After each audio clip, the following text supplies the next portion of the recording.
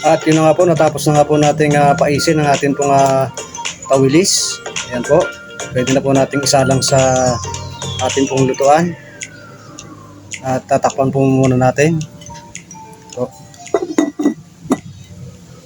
At dito nga po pala natin lulutuin ang ating pong sinaing na tawilis. Ito po sa aming isang lutuan. Yan po.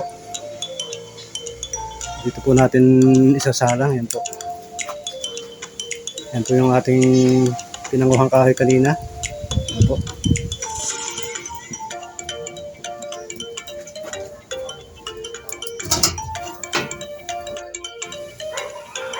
At yan po, naisalang na po natin yung ating pong sasaing po natin na tawilis.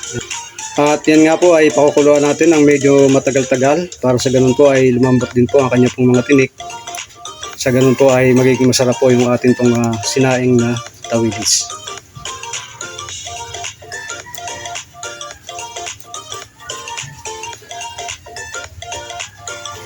Takpan na po natin. Hintayin lang po natin na maluto.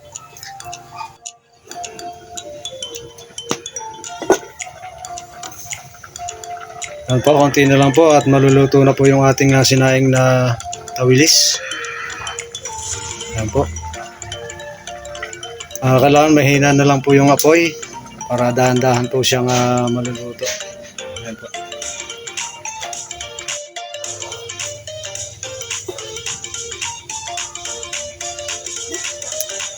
Okay na po yung ating pong sinaing na tawilis. Luto na po.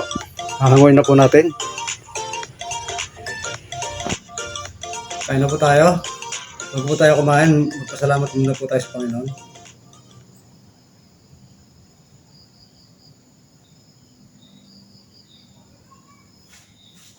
Kain na po tayo.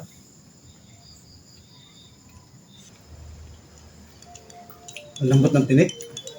Tagal kasi natin niluto. Ang lambot ng tinik.